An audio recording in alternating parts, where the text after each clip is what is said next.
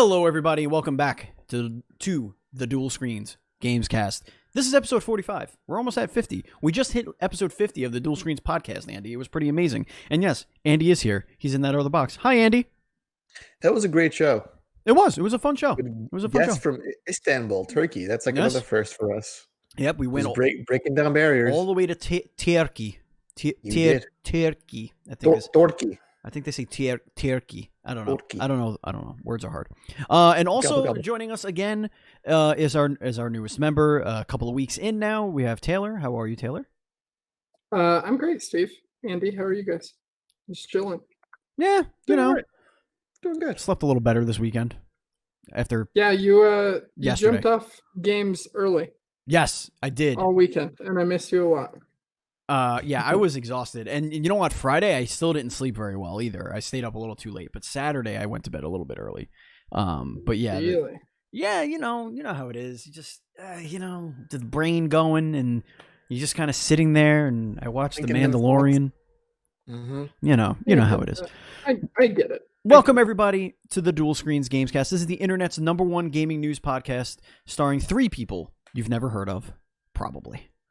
The show posts each and every Monday for your listening pleasure on your podcast service of choice, including our home, Podbean, and, of course, the video on demand one day after recording on youtube.com/DualScreensTV. And why do I say one day after? That's because we record it live on twitch.tv/DualScreensStream. So you could go over there, give us a follow, join us for the show, hang out with us, ask questions during the show, call us out on our bullshit, fact check us, do whatever you want, and get in there. But yeah, you can do that. You can listen to the podcast, Dual Screens Podcast, post on Thursday. Andy already went over that a little bit. And if you want to support us on Patreon, please do. Go to patreon.com/NDS podcast.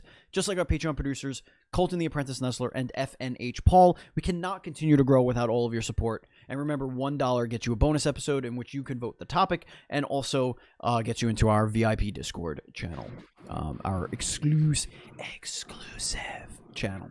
Exclusive. All right, let's just jump right into the show. We're going to try and move it a little longer. We went almost an hour. We went a little over an hour and a half last week, so I want to move the show right along. Let's not. Let's have to do that again. The pleasantries are gone. Like, Taylor, you're here. We don't have to fucking prop you up. We don't have to talk all about it anymore. Let's just fucking move on and just do the thing. Games. It is time for the adventures in gaming. Taylor, what have you been playing? I have been playing Risk of Rain 2. Mm-hmm. That game went 1.0 earlier this year. It's fucking awesome. I love it so much. And I have also, in preparation for a game coming out this week, been going back and playing some old Assassin's Creed games, namely Assassin's Creed Origins. I haven't played this game since it came out, so I wanted to go back. I recently got the Uplay Plus, so I could just download whatever Ubisoft game I wanted on my PC, and decided to play it again. And that game is, though mechanically similar to Odyssey, just so different. In Odyssey, you feel like a superhero, and this game is much more grounded. And I can't tell which I like more. But I'm excited. Very excited for the new Assassin's Creed. I started Origins. I started Origins when it first came out, and I think I couldn't get past the first 2 hours. I was so bored. That whole series just kind of soured on me, and now I think the only reason why I might do Valhalla is because of the next gen experience. But we'll see what happens. I've been watching you play Risk of Rain 2, and it keeps making me want to buy it. I'm not gonna lie. It's so fun, dude. You really should buy it. It's a great game. Andy, go ahead. No, go ahead, Purdy. I was just going to say, unlike a lot of other roguelites, they make it so easy to break that game with the types of abilities that you can get. Yeah. It's just so satisfying. Yeah, I noticed you had a crazy, one of the two of you was just not losing health. You just had such a buff on your health region that you just could not die. Andy, what have you been playing? Yes. I see a couple of things here. Yeah, well, I went back in the Wayback Machine, the old PS2 era, and I played some Haunting Ground, one of my favorite horror games of that era. It was like it was a spin-off to Clock Tower, so that same kind of hide and seek mechanics in that game. But there's a dog companion thing you can get with you, Okay. and like issue commands, and you can like scold them or praise them and tell them to sit or wait or attack or follow you and what have you. Can you pet the dog? Of course you can pet the dog. That's all part of the praise. Okay. You should get down on one knee and give him a little head shake. Okay, fair. Oh, nice and goodly. But then I also played. Now, when I said I had wish listed 10 games during our Midnight Succubus podcast a few weeks back, that was no lie. And yesterday, I played for approximately 6 hours Tower and Sword of Succubus, which are 2 games which were released years ago, but it was a bundle package. Okay. And as I was playing through Sword, it is Legend of Zelda. So it amazes me how these games have a very good foundation of a Zelda game or a Castlevania game, a Midnight Castle.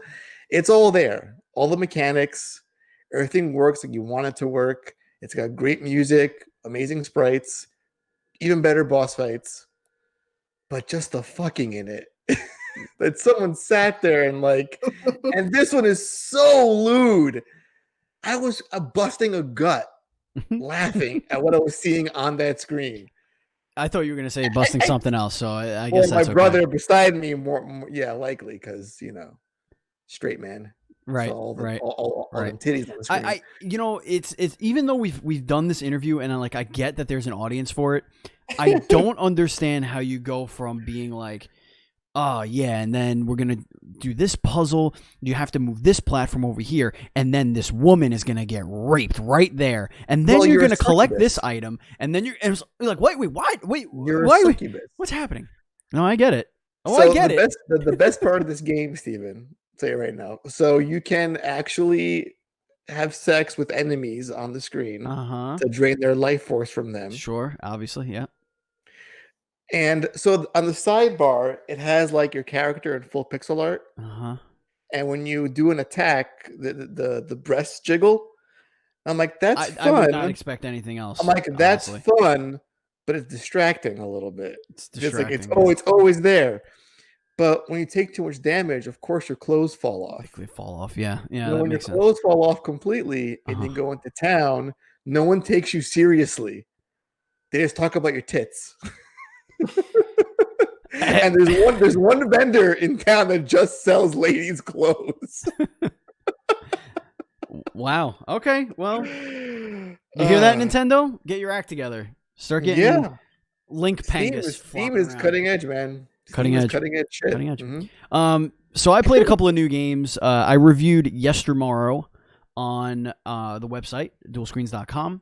Yestermorrow is kind of a precision platformer, pixel art precision platformer with a really beautifully developed world and interesting story that I enjoyed playing, but at the same time I just wanted more from it. I felt like it did precision platforming like an 8 out of 10. Like it's a really good precision platformer, but all the other aspects as far as gameplay are concerned were just not great. It was just like, come on, go the extra, give me a little bit more. There's combat in this game, but the combat's really just a nuisance. It's not like the main crux of the game, and you don't have very many options. It's not like a game like Celeste in that way or something like that. Like if there's an enemy, you just kind of get them out of the way so that you can continue platforming. It's not like you're using them as the mechanics for the platforming in any way. For most of the game, there's like a couple that are the exception, but for the most part, it's just figure out how to platform. But the really cool mechanic there outside of the platforming is it plays with time, very similar to Link to the Past, where you're going into the future where it's all dystopian, everything's broken down, and then you go to the past before all of this shit happened, and you're trying to piece back together this guardian figure.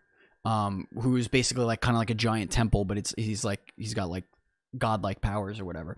So you like go in the past to get through obstacles, find a shrine, go back into the future, and now you've got past something that you couldn't get because it was destroyed or something like that. And these shrines are everywhere. So it's not like you're just going from point A to point B and there's a shrine here, do this, and now there's a shrine here, do that. It's more, there's a shrine here, you could go back, or you could walk another 3 minutes and there's another shrine there. Like, so your options are very scattered. It's a little bit more open world in air quotes, as far as that. But like to actually further the story, there's an obvious order to use the shrines, but you can use the shrines whenever or wherever you want. So I mean, it's pretty cool. I think that if you like precision platforming and you love gorgeous pixel art and you're interested in a nice little story, I think it's a no-brainer. It's $15. It should definitely be in your collection. But if you're looking for something more action heavy or with more RPG elements, which is what I was kind of hoping with the combat and the skills that you get, then maybe you want to look elsewhere. But I thought it was pretty good. I also played Democracy 4 on Saturday for my brand new indie stream. I'm doing Saturday afternoon indies, and that was the first one I did. It is a super nerdy, super difficult, super in the weeds, literal president simulator where you have advisors and you're trying to keep your advisors from leaving, but you're basically trying to get reelected. It's a 4-year cycle where you're implementing policies. Some of them take longer than others, kind of like Civilization, and you're just trying to get reelected. So you're trying to see who likes you the least, maybe give them a little bit of policy change to make them a little happy, while balancing the negatives from the guys that really like you. You can't be too liberal, you can't be too conservative, you can't, or you can, and just hope that you get enough of them to reelect you. And then you like make little speeches and stuff, and then you get election. My first term, I was the least liked. I got like 500 votes. Like, it was awful. I didn't know what I was doing. I couldn't figure out how to get other, like when you sort your popularity. So I would sort it by lowest, and I'd be like, okay, how do I get this guy, the trade unions that absolutely despise me? You can't search for policies that will help trade unions. You have to go physically through all of them, or you hover over them, and then it'll draw like a little line, and it'll say this policy right here affects them. So you could hover over that, and you can say, oh, if I spend $1 billion on this policy, it'll raise their happiness, by 20%. So then you kind of play with that. And I thought it was fun. The second time I played, I did get reelected, and I had to stop after that. But it's pretty cool. And, of course, Taylor and I, oh, doggy. Oh, boy, oh, Steve. Baby. Oh, my boy. The band is back together. Apex Season 7. Oh, man, did they do a thing with this season, Andy. And it is time It's so good. for a minute of Apex starting 1 fucking minute. now. Season 7, new map, Olympus, new character, Horizon. Loving Horizon. Uses a black hole to suck people in. Uses a gravity-defying like vortex that shoots you in the air. I think that's the opposite of vortex, but you know what I mean. Shoots you in the air and stuff. Really great. What are you thinking of the new map there, Taylor? It's really fun. I feel like the lack of choke points that you have from like Kings Canyon, or I forget the name of the other one, New Horizon or whatever. World's World's End. There we go. Yeah. And those have a lot of like canyons that end up being choke points. This seems very open, which I like. Mhm. It's hard getting used to the map flow, and it seems like it all ends up coming back to that one big circle building in the middle every single time. But aside from that, it's very fun. I haven't played Apex since probably the beginning of the year. And that's a minute of so Apex. It's nice to get back. We're not allowed. It's. I mean, now that two of us are playing, we might be able to make it 2 Mike made minutes. a good point. Mike made a good point. There's two Mike, of us, so we get 2 minutes. Mike, you shut your whore mouth. It is a minute of Apex. And we'll do a minute of titties on the stream. Since it is a new season, I do want to say that I think the sound is more broken than ever. It's a problem. It's a very big problem. You cannot tell where enemies are anymore with their footsteps. It just sounds like they're in you. It sounds like they're in your face, when they're either above you, below you, behind you. It doesn't matter. It's just poor. It's just bad. And I think that the way this map is configured, it's leading to a lot of second, third, and fourth party fights. So you have almost no time. You really have to think about when you're going to get into a conflict now. It's a lot more like Warzone in that way, where Warzone it was, okay, these guys are fighting over here, but at any moment somebody could drop on us with a car or a helicopter or just run up and just you know whatever. So it's definitely a little bit more cerebral than it was. But the map is fucking gorgeous, man. It is so beautiful, and I love playing it. And I actually feel like I'm playing better than I ever have. I feel like I'm way more accurate with my shots. My movement is getting way better. My decision making is way better. But it just seems like every fight I get into right now is against 6 players instead of 3 and then 3. It's just like 3 and then 2 seconds later the other 3 come. So I just got to get used to that balance. Andy, take us into the indie news update. One of our former guests is now publishing games. That's like a thing I'm realizing lately. Mm-hmm. So Tribute Games is publishing a little game called Steel Assault, which when you look at it, put in the chat, by the way, which you should, Sure. It looks like Contra on steroids a little bit. It's like a side-scrolling shooter, beautiful pixel art. You can zip line. There's zombies. It looks insane. Huge boss battles. Again, gorgeous sprite work. I am so here for this game, and it's out next year. Future guest on the show. I'm calling it right now. Yeah, it's gonna happen. This game looks dope. We'll make it happen. Taylor, if you haven't watched that, watch that trailer because it's really fantastic. All right, so let's get into the Dual Screens report. And well, if Taylor, if you are watching that, I could go to Andy for the first one if you want. I'm not watching Okay. it. I will watch it later. Okay. Watching during this show. You do it all the time. What are you talking about? You always do that shit. I don't know. While you're blabbing about Apex, that's when I watch shit. Oh, good. I'm glad that you're paying attention. It's all white noise to me, dude. Go ahead, Taylor. Story number 1. Take-Two takes one more. Take-Two has recently acquired renowned developer Codemasters, most well known for making like the Dirt Rally series.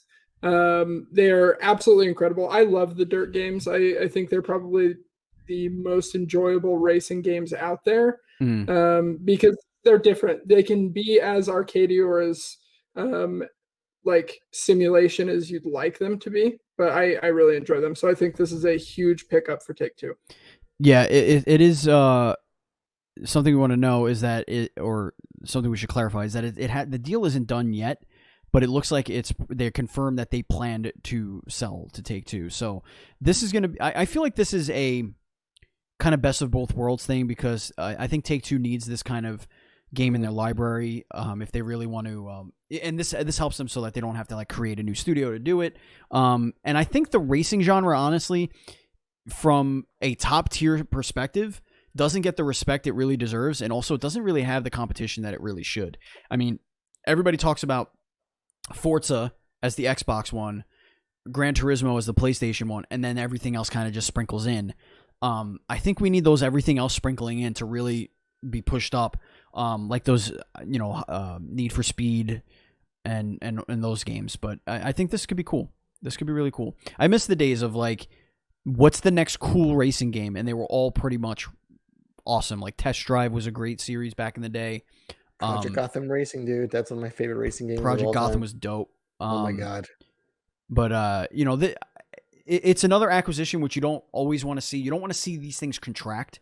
You don't want to see people or companies buying companies or whatever all the time. It's consolidating power at this point. Right. But at the same time, it's like big banks swallowing up small banks. That's what it feels like. I think right, these deals go through. I just don't know if, Codemasters was like doing that well. Like maybe they just needed that publishing arm to really push them through, kind of thing. I don't know. Dirt 5 had a lot of hype behind it in the pre-release stuff with the footage, and people were really excited about it. So I'm not sure if this is like a financial decision or just the money was too good, because they got deep pockets, Take-Two. So, and again, like I said before, it's a good feather in their cap to have a racing game. You do sports racing. Seems like a good pairing of the two. Yeah, why not? Yeah. Oh Yeah. man, Andy, I don't even want to go to this next story, bro. I just don't want to do it. You don't want to do it. No, I don't. I don't want to do it because you think I want to do this shit? my heart breaks for you. My I'm heart sure it breaks for you. does. This is a two-parter. They're Mhm. both related because they both involve me getting fucked in the ass. So, part one of this is evidently PT is not going to be playable on PS5. It was at one point playable, but then Konami went in and said, "No, we're not going to allow that." Konami, why are you the way that you are? Who hurt Every you, time Konami? I want to do something fun or exciting, Who hurt you you? make it not that way. I hate so much about the things you choose to be. So I don't get this. I don't understand. Like, is the Kojima butthurt that bad? Is the pettiness that extreme that what was once functional, they were like, nope, get out of there. We don't want that shit. It's not even on the store anymore. We're talking about people who managed to get this on their PS4s, who want to play it and preserve it on their PS5. They can't. I wonder. How dead do you want this thing? I mean, everybody has questions, but Sure. I wonder if this has anything to do with Kojima possibly having the rights to PT in some way, and they just don't want to pay him. And maybe there's some language there that says if this appears anywhere else but PlayStation 4, get it up. Get it up. Potentially. You know? Right, but then again, it's like it's going there in a non-official capacity, though. It's someone again. You can't get it from the PSN. No, store I know. I just wonder if there's like weird language, you know. Also, I mean, they're idiots. They're complete morons. So right, which again, this next bit of news tied to this first bit is, again, it breaks my heart because I feel like I'm just being played for the whole year now. It seems. Yeah. So just when I thought all the new Silent Hill rumors had died down for a bit, game shows came and went. I had hopes set up, only to be dashed in the last second. Right. And I keep falling for this shit for some bizarre reason. But here we go again with a new rumor. Silent Hill reboot to be revealed at the Game Awards for PlayStation 5. Now, this comes from someone. Roberto Serrano, who I think is an insider of sorts.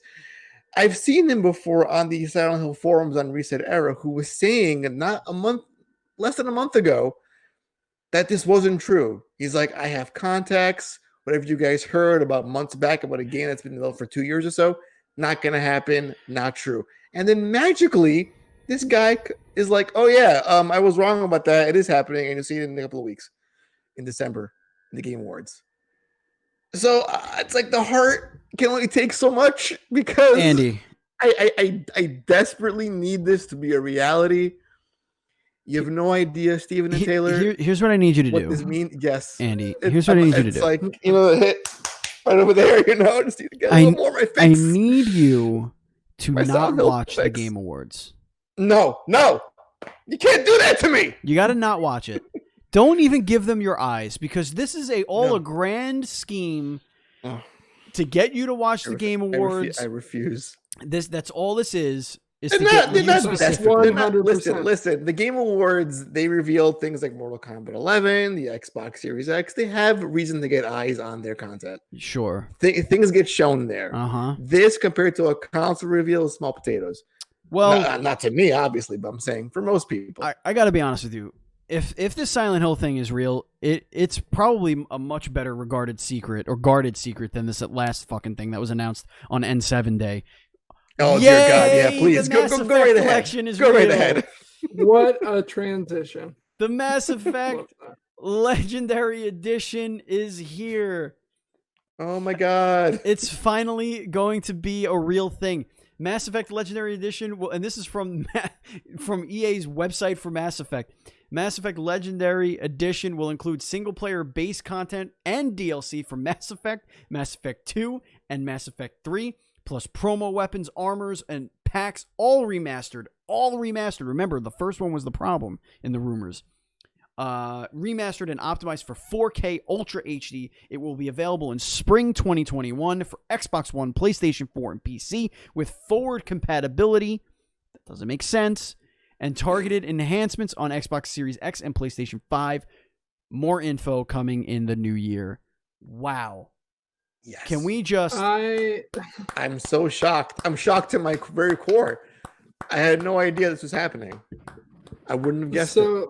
I was talking to some friends about this, and reading the blog post from Casey Hudson very much read like, hey, remember BioWare that didn't make Anthem? Remember us? look. Also, new Mass Effect we used to be game. so Forget good. about the other one. Forget about Andromeda. New Mass Effect game that they teased as well. Like, oh yeah, I don't know. Yeah. It was very much like, hey, let's forget about these past two fuck ups, and let's get this goodwill with our community again. But I'm very excited about it. Yeah. Man, they talk about a fall from grace by a way. That's a true heartbreak. I say.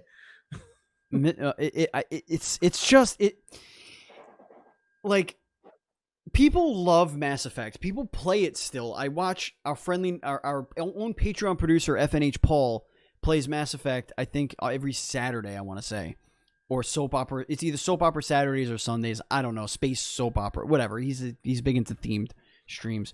But I think he's at the almost done with 3. He just played through all 3 of them. Like, is he gonna do this shit again now? Like, is that gonna be? So I asked him about that today. Actually, I asked him about that today. He said he is playing it immediately. You see what I'm saying? People love this shit. I could not. They're great games, dude. They're great fucking games. Life of me get through the first one. It bored me to tears. The first one is a little bit of a barrier of entry, I feel, for a lot of the second one was cool. Second one was cool. I never finished it, so I never played the third. But it was cool. I will say that. But I felt like, but I didn't fully do the first one. I kind of just pretended I made decisions. Maybe I'll play it this way. Yeah. Taylor, talk to us. Give us something. Yes. Yeah. Next item here. Game tangential.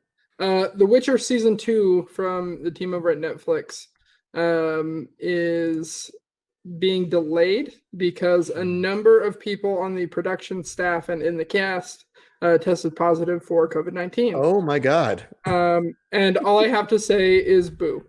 I'm very sad. The first season was fantastic. I still got to watch it. I think I watched 2 episodes. Henry Cavill okay?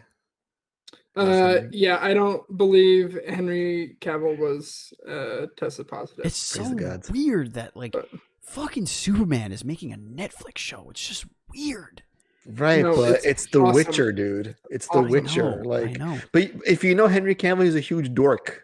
So I know. He was he was born for this. Yeah. With his $5,000 gaming PC. He wanted this shit. And here I am taking out my tea, setting it up, screwing into the base, setting this ball right on top. But superheroes sell. He is the face of one of the biggest superheroes on the planet. And now he's reduced himself to playing a Netflix character. I wouldn't say he's reducing himself. Artistically, no.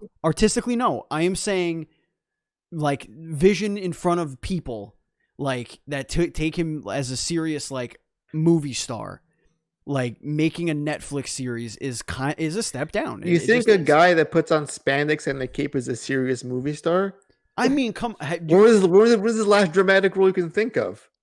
I mean, he's more of an action star. Ghost Protocol, right? He was in that. Sure, that's comic book adjacent though. It's like spy. Was he the man from Uncle too? Was he in that? Was that him? Yeah, he was in that. Yeah, sure. That was dope. That was cool. Right? Get owned, Andy. Get owned. Listen, the guy loves this shit. And besides, if it was a Witcher movie, which you really can't do, given how much it's a huge lore in that series. Sure. I mean, it could be like the Lord of the Rings. You can make a 3.5 hour movie. Why not? 20 of them? I don't want that in my life. No, I don't want that. Steve, I feel like you just shouldn't undermine this man, okay? I'm not undermining the man. No, you are. He approached Netflix about it. I don't besmirch him for making the decision. I just think that to the I public, think he was slightly smirched. A I little think that to the smirching. public eye, nobody's being like, "Oh, Henry Cavill, he's gonna play The Witcher. Let me go get Netflix now." Like, I just don't think that's happening. Well, doesn't that tell you how much this role means to him? Because This has nothing to do with him. I'm just talking about the optics of him. You think he cares about what people think about him being on Netflix? I don't show? care if he cares. I'm just saying it's weird. You get movies, you get Netflix movies, you get Sure. De Niro doing the thing with Scorsese. You get the movie. What's a bigger deal? Seeing him in there like Sandra Bullock in like fucking that Bird Box movie. But you see what I'm saying here. You got the Sandra Bullock. Sandra Bullock has been irrelevant for quite a few. Well, what was that? Right, that's her Blindside, right? That was the last time she was trying. relevant. Well, she's still relevant-ish. She's Just for some context, Steve, by June of 2019, The Witcher 3 has sold over 20 million copies. Yeah, it's beautiful. It's a beautiful thing. There's a lot of people that like that series. And that's Taylor, push subscriptions too. That's pushing I highly doubt on Netflix. I highly doubt you could distinguish the two circles that makes the Venn diagram of people who watch Superman movies and people who are playing The Witcher 3. They are a very large similar Venn diagram, friend. Like, I'm talking about people that go to the movies to see. How did we even get on this? You put it in the doc, sir. Witcher season 2 is delayed. I'm sad. Whatever. It's fine. It's fine. But yeah, superheroes, totally bankable. Andy? Speaking about heroes, they're not so bankable There for it is. Square Enix, it seems. There it I is. did it. I got one. Got there. I did it. Marvel's Avengers was one of the biggest releases for Square Enix this year, and it performed very well, but it seems not so much. HD Games Business Division has recorded a loss of $63 million. Mm-hmm. Oh boy. So despite selling, I want to say 2 to 3 million copies, it wasn't enough. That must have been a big budget game. No, it was huge. And Absolutely. given the fact of how buggy it was, how glitchy it was, how games of service it was when it came out, and now we have DLC being delayed till next year, the next gen version being delayed till next year. Yeah. This looks like a black hole for this particular unit for Square Enix. Yeah, there were. Now, yeah, go ahead. listen, overall, Square did very well this year. Overall, They're yeah, up 43% from last year. Ooh, baby. 16 billion yen. So it's pretty fucking good. That's a lot They of had a good year, and that's driven by the likes of FF7 remake and FF14 subs, of course. But this seems like a bit of a for them at the end of the day. Yeah, so digging into it a little bit further, I think the coronavirus could have at least a partial blame here. Because looking at it, it looks like their net sales went up a pretty sizable amount, 23.7 billion yen, which is about 230 million USD, according to this article. Mm-hmm. But the cost of goods sold was a lot more significant. So like transporting, all of the logistics, like getting this stuff printed, getting the game made, things like that. Yeah. I genuinely think like global pandemic taken out of it, this would be a significantly smaller loss. I don't think they would recoup all that money still, but I think that has to at least play a major part of what's going on. Yeah, but again, when you're go ahead. When you're seeing a game that's positioned as a huge multiplayer game and digital sales are on the rise as well, you think if it was a great game, then they would push more sales. You also didn't see this. Don't get me wrong. I was a no on that game from like the day it was announced. So I get it. You also didn't see this type of thing for, The Last of Us 2, Ghosts, Sure. Any of the other bigger games that came out this year. You didn't hear. All you heard was more and more people are buying games. Like it was everybody's up. I think yes, that like part of it is the logistics of it, of course. Increasing costs, but I think they just mismanaged this game from the very beginning. I think they were mixed messaging on what kind of game it was going to be. If this game was a free to play games as a service and you actually monetized it smartly instead of like half monetizing, because like the way they do monetization now is like weird. It's not necessarily a games as a service because you're still paying the $60 and then I don't know, it's just bizarre. I think they probably could have made actually more money, because I would be more forgiving. Like I would have given a shot at it, right? And I'm not going to play a game that has a battle pass and not buy the battle pass. If I'm putting any of that time into it, I don't want to feel like my time was wasted while I was playing it. Yeah. So like you would sell your battle passes, and then all you have to say is, "Hey, it's an Avengers game. There's so many characters. What sold it. There are so many That characters we could push. add to this game. Give us $10. Here's a character."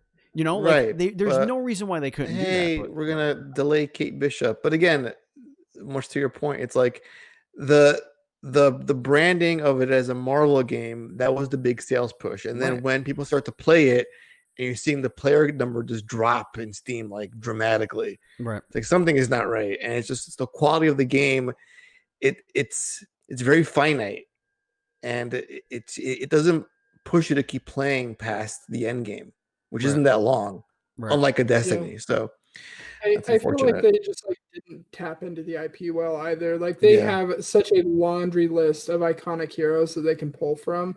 They obviously have like the core Avengers that they launched with, but outside of Spider-Man, like they didn't really have a roadmap for like notable superheroes. Like where is Black Panther? Where like all of these Hawkeye? That are part of like the MCU now that you can kind of just like attach onto are just like notably missing. Yeah, and who knows? Maybe they have plans for that, but like they just didn't communicate enough, I think, and get people excited for holding on to the game and investing into it long term. I mean, I held off for that very reason. I held off because I was like, I'll wait for next gen and see if they fix everything, but they didn't. Speaking of next gen, the last story here is after Digital Foundry really dug in to the next gen consoles.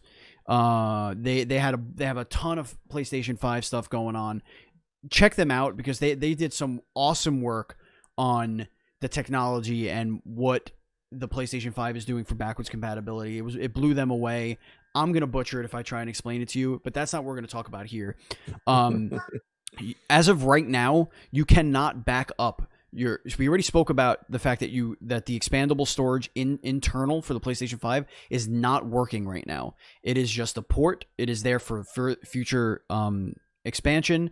They are most likely, it's because they're testing all of these drives so that they can work with their new I/O port and all that other stuff. But now we found out that you cannot store your library on an external hard drive, which is something that current gen allows you to do.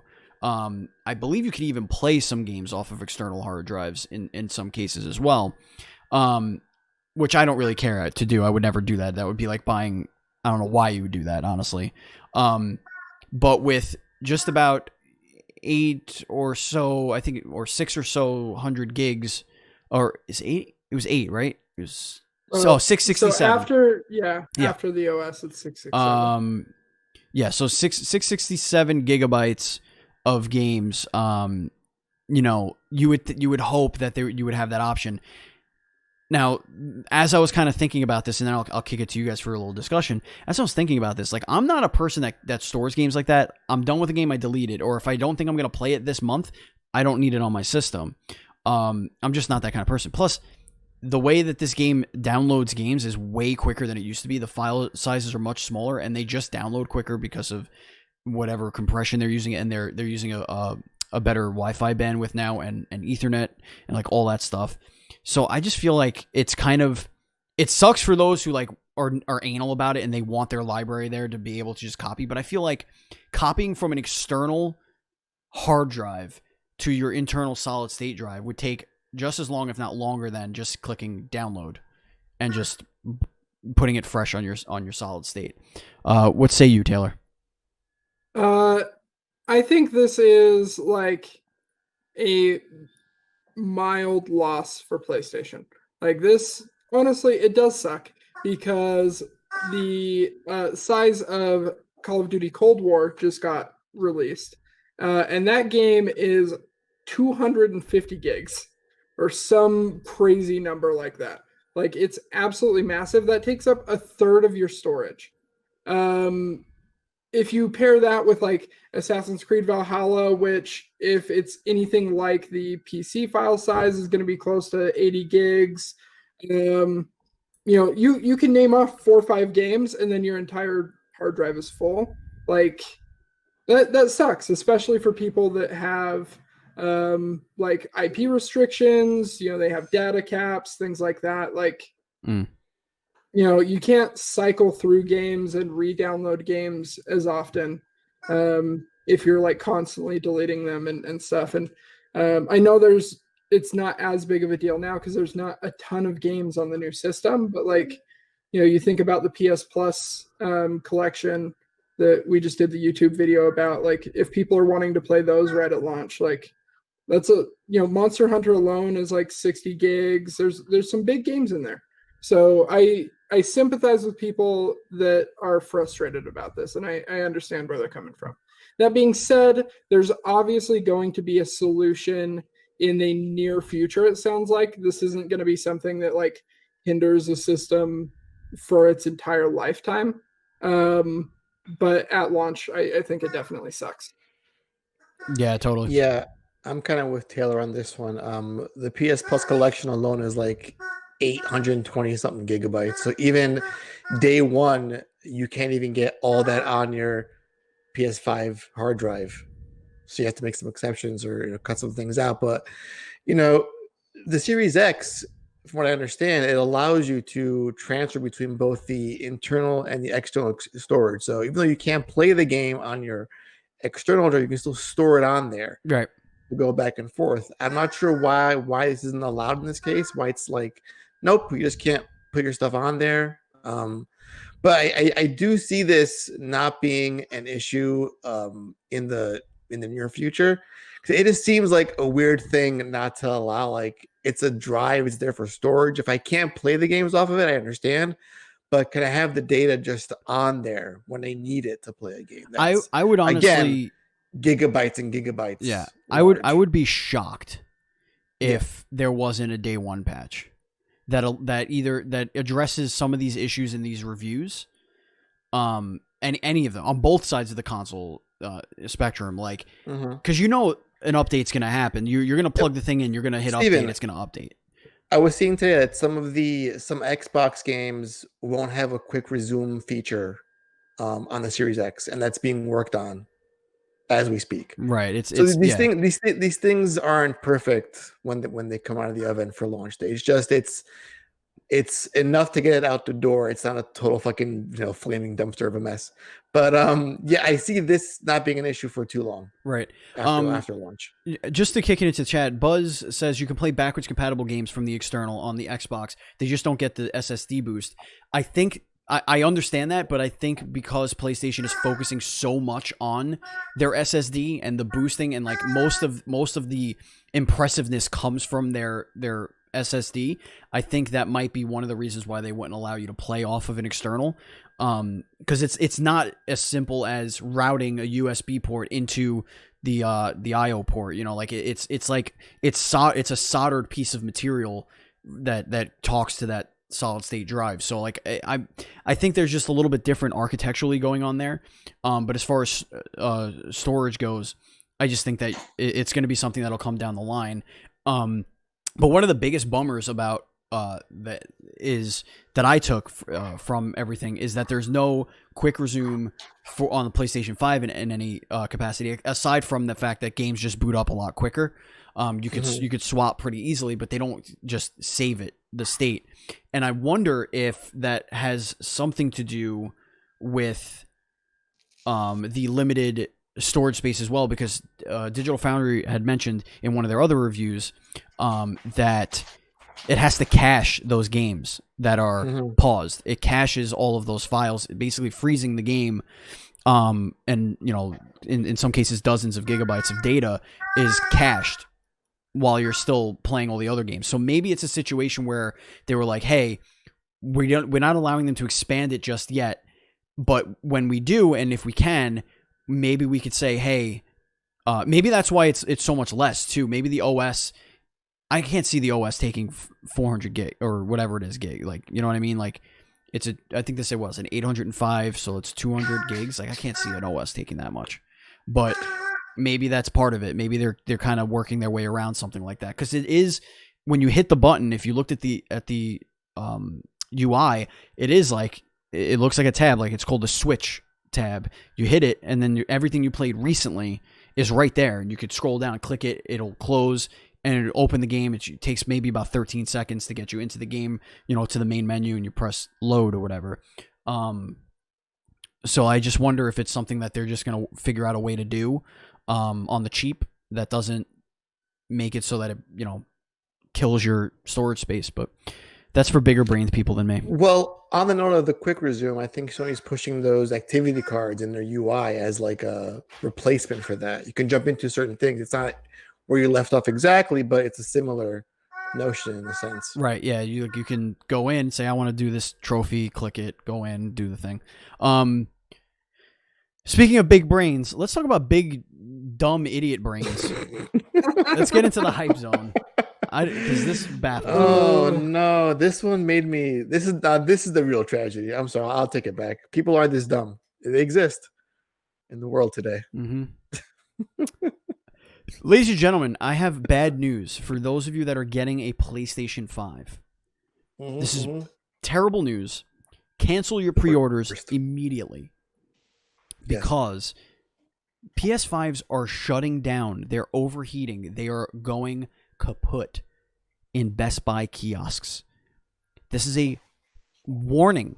This is a siren call to PS5 owners that you must not store your PlayStation 5 in a 16-inch by 16-inch completely enclosed glass or plexiglass case. Please don't do this. This is a terrible idea. Damn it. My entertainment system's ruined now. This is what I'm saying. Do not do this. Now, here's an interesting twist. Somebody that works at Best Buy, if you go in this whole tweet about the thing, says, hey, I work at Best Buy. The PS5 that you're seeing in the glass case is not a real PS5. It's a dummy unit. The real unit that's running the games is underneath, locked behind a panel. Nice. With no ventilation whatsoever. He's like, he's like, it is actually worse. So, again, we cannot express to you enough. Don't put this thing in a glass case of emotion. It is a bad time that you are going to be setting yourself up for. Could you imagine a console with one of the largest heat sinks with liquid cool metal to keep it nice at a nice temperature is like, bro, I'm too hot.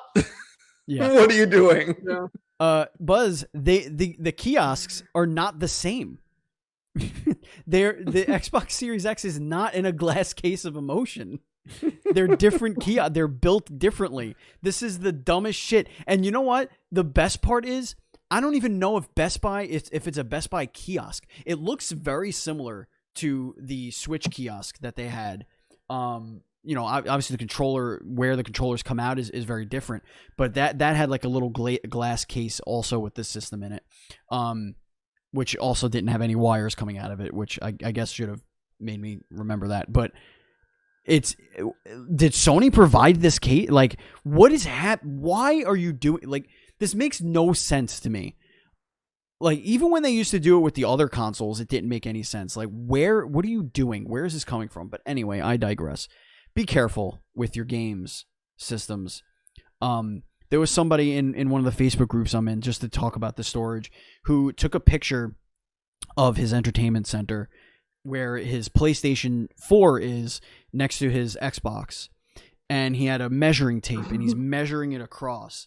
And he says, I don't think I'm going to be able to fit this in here. And the picture has both his PlayStation 4 and his Xbox hanging over the front edge of his entertainment center by about 2 inches. So I just typed, I don't think your current gen systems fit in your entertainment center. Yeah. Because he had the plugs jammed up in the back, like they weren't going out the hole. Like Your shit can't breathe like that. So, like, yeah, people are going to have a hard time with anything. Imagine it's like a puppy in a shoebox that you give for like Christmas. You got to poke holes in that shit. Yeah. My shit is going to be, I mean, you could see it here. I don't know if you actually can. No, NVIDIA thing is broadcast is doing the thing. Hold on. I'm going to turn it off because I want to show people. Here, look. There it is. It's just sitting there. Yes, it has headphones and a switch on it. I'm sorry, whatever. It is what it is. But there it is. It's on. It's open. It's around. When the PS5 comes, the PS4 is going to go on the bottom part, and the PS5 is going to go on the top part. And that's going to be the end of it. I don't understand. Just, like, whatever. It doesn't matter. It is what it is. Yeah, I wasn't planning on eating the nuts. That was the problem. That was the pistachio shells. I wasn't planning on eating them. Those didn't make it in my mouth. I pried them open with my fingers, so it's not really that big a deal. Steven, no one expects to put nuts in their mouth, but then again, that's what ends up happening. What's that? It's just a fact of life, getting nuts in your mouth. I have to put nuts in my mouth. It's a problem. You do. It's a problem. All right, let's get into the mailbag, but before and kick it to chat. But before we do, let's go to the Facebook question of the week, which was an interesting question, and I got really interesting answers from really interesting sources. A lot of interesting things. Here we go. This was the question this week. With Xbox being more about having multiple places to play, how important is owning a Series X or S console to covering Xbox in the future? Parentheses next gen. From a media influencer standpoint. We spoke about this a little bit on last week's show. Mr. Nuff says it's not. Joe Priestley says it's not. Thorne, our editor-in-chief, says zero importance. There is no reason to buy any version of the new Xbox at this point. A PC that's more powerful than the console itself will probably be the same MSRP. And with full PC to console integration from Microsoft, any Xbox for the foreseeable future is a poor investment.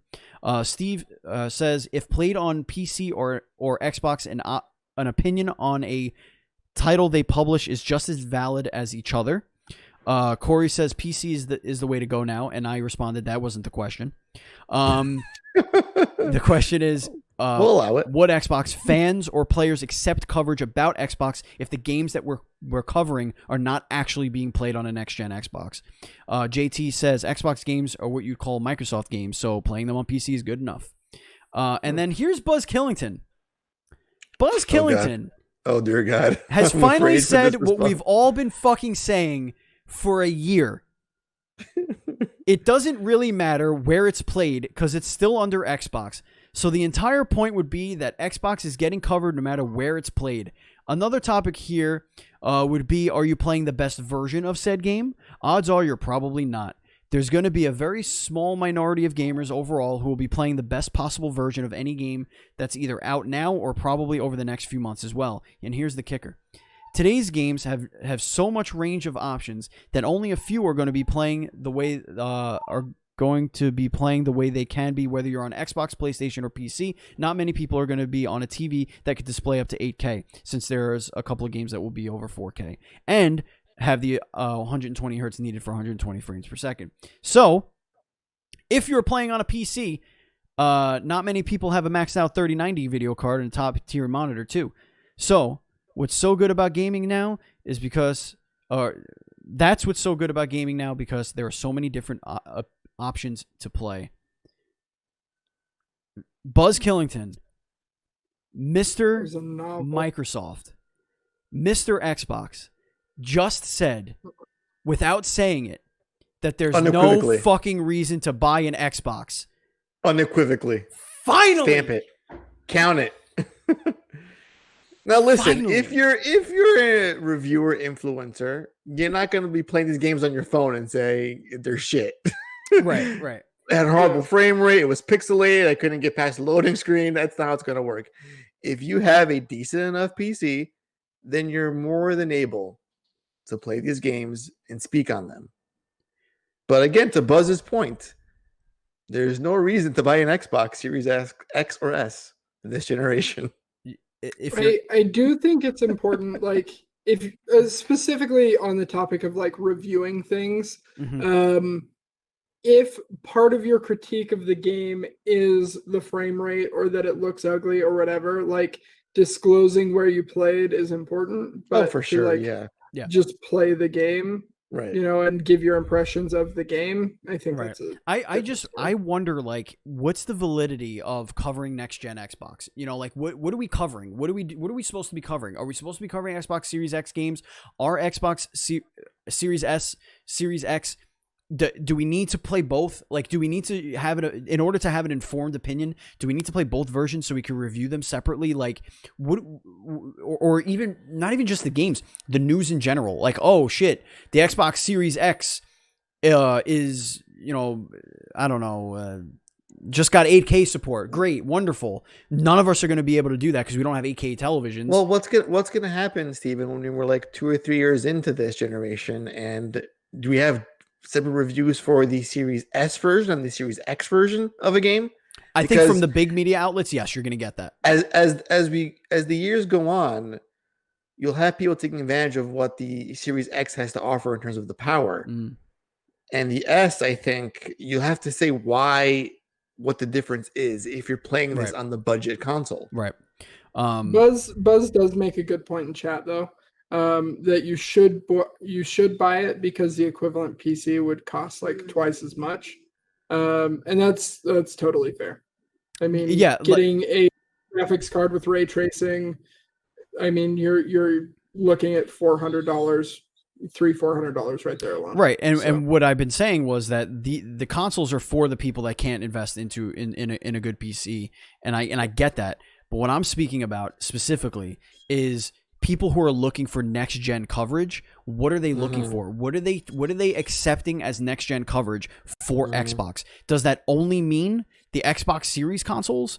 Does it only mean the best of the two Xbox Series consoles? Does it mean they want or they're craving to know which version is good enough for them? Or is it just about the games? Because if it's just about the games, we could play them anywhere. Because that's what Xbox allows us to do. Xbox allows us, as an umbrella, allows us to... Cat just freaked out. Allows us to do that. So I wonder, do I even need an Xbox to cover Xbox? I mean, we already have a precedent, though, on both PlayStation and Xbox. You weren't getting separate reviews for PS4 Pro versus a PS4. That's and true, Xbox One X versus One S versus the PC version. But you would see if it was like, if they praised the graphics, it would say PS4 Pro version reviewed or so and so. And that's what I'm saying. Like, if the graphics and stuff are a major part of your review, like, mention it. But I don't think this is as existential as you're making it out to be, Steve. Like, I think we play the games, and and all major outlets are going to kind of do the same thing that they did with Xbox and PS4. Right. It's a little bit more cut and dry on the PlayStation side, right? Because you're getting PlayStation 5 exclusive titles that you're going to be playing on PlayStation 5 that people are going to say, hey, how does this PlayStation 5 game play? Whereas on the Xbox side, you could say, hey, this Xbox Series X game, well, yeah, it is an Xbox Series X game, and it's going to run great, but I played it on PC on a 2060 Super. So take that with whatever it is. Xbox One X. Or I played it on the Xbox One X. Exactly. So like that's just the weird thing. But like there are going to be outlets out there that are going to give that coverage because they can afford to. I just wonder more from like an influencer standpoint for us, for like how we're going to cover it, because I am debating whether or not I need to pick one of these up. Even though my PC can play most of these games at or around those specs, and I'm looking to get a 3070 anyway, at some point. So we'll see. All right. So Buzz actually does have a question he sent into the mailbag here. Lately, there's been a lot of random crossovers from Rambo and Mortal Kombat, Ninja Turtles and Smite, Godzilla and Fall Guys. I personally love any and all crossover things just because they're cool to see what happens. What are some of your favorite crossovers from all time? Even if it's not a video game specific one, like a movie or TV crossover, maybe like a top 5 favorites from each of you. Well, we're not going to do that, but I will tell you mine, and then I'll kick it to you guys. My favorite crossover wasn't a real crossover, but it was the most amazing thing I've ever seen as a fan of the Ninja Turtles. But when the Ninja Turtles, I think they actually did it for the most recent one too. But when the 2003 Ninja Turtles cartoon went back to the 1980s Ninja Turtles cartoon, and they had both versions of the Ninja Turtles playing, like it was like a dimension thing, and they did episodes together. I thought that was the most amazing thing ever, and that is my answer. That is a 80s Knit Turtles and 2000s Turtles crossover. That's my answer. Yeah, I'm a sucker for the Mortal Kombat character crossovers that they plunge from like either horror franchises or other popular franchises. But I think one of my favorites had to have been hands down Kratos in the Mortal Kombat reboot. Because that was just, you think the most savage character on the PlayStation side in a Mortal Kombat game makes so much sense to me. And he had some of the slickest fatalities. And again, it was just cool seeing him in that game. It was like seeing Solid Snake in Smash Brothers. Another cool one too. But yeah, I'm all about that Kratos and fucking Mortal Kombat. It's just love it. Beautiful. Beautiful. Taylor, what about you? I think crossovers are kind of weird. I'm not gonna lie. They like weird me out a little bit. I did think Geralt in Monster Hunter World was really cool. Yeah, that was the first one that came to mind. I really enjoyed that quest line. Mike Kirsch says there's a Power Rangers episode where every season where they bring back every ranger from every previous season, and we're all acting like anything can compete with that. That's amazing. That's amazing. Jogan says, where is the next X-Men game? Period. That's the question. Not mobile shit. Oh my god, this is a big one. I don't know, man. You would think with Avengers performing so well for Square Enix, right? They would just say, hey, it's fast track an X-Men game. But I'm trying to think, when was the last serious X-Men game we got? Was it X-Men Destiny on the 360 PS3 era? Has it been that long? I skipped that one, but maybe Legends 2. Yeah, and you should have. Yeah. Or because I don't want to count Ultimate Alliance 3. It's not an X-Men game. Right. It's a Marvel game. Yeah. I want just an X-Men story with the X-Men. Fight like Magneto and like, I'm with you. But it's long overdue, and there's nothing in the pipeline. Not even like rumors about it or anything at all. And it sucks. This is like one of the best Marvel IPs is the X-Men part of their umbrella. Right. And they're so built for video games. Oh yeah. More so than I think even the Avengers in some cases. 100%. Absolutely. So where the fuck are they? Like the X-Men were designed specifically to complement each other, whereas the Avengers were established heroes that were kind of smashed together, and then like you kind of figured it out. Yeah, I'm totally with you on that one. I think that's dope. I don't know, man. I want a nice action RPG and where I get to make my own mutant and I get to be tutored by Wolverine and Storm and stuff. Cool. That's what X-Men Destiny tried to be. I know, but I want like a good one. You know what I mean? Like a good one. Yeah, like one like that, but not shit. Yeah, one like that, but not garbage. Maltese, do you think game streaming platforms will look to have exclusives the same way that television does? Stadia, xCloud, whatever Amazon comes with, have their own IP like Netflix. That is already happening. Like Stadia already has their own games that are exclusive to Stadia. Obviously, xCloud, they're Xbox, so any Xbox exclusive game is going to be exclusive to xCloud. As far as streaming goes, they may be on other things. I don't think their IP are going to be anywhere else. I'm pretty sure they're only on xCloud. But yeah, that's essentially a given. Amazon is already making video games. So Amazon has already published and then unpublished a game this year. Yep. That was great for them. Yep. That game was terrible, apparently. If I crashed and burned.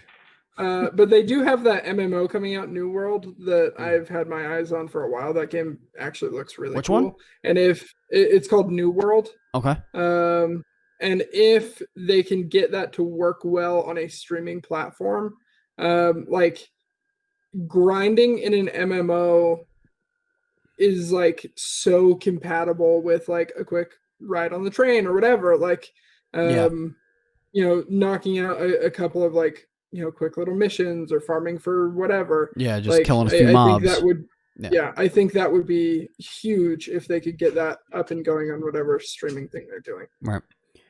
Indeed. Mikey Kirsch in the chat says Mario and Rabbids plus Rabbids is obviously the best crossover. That wasn't terrible. Yeah, that's not bad. Bo says Deadpool has been the best thing for X-Men in recent memory. That's true. 100% yes That's to true. that one. Mm-hmm. All right. That is going to bring us to the end of the show. This was another great one. I appreciate you all being here for this one. If you want to follow us on Twitter, we are at duel_screens. That's right. It's a new Twitter account. Not a new Twitter account. A new name. Duel_screens.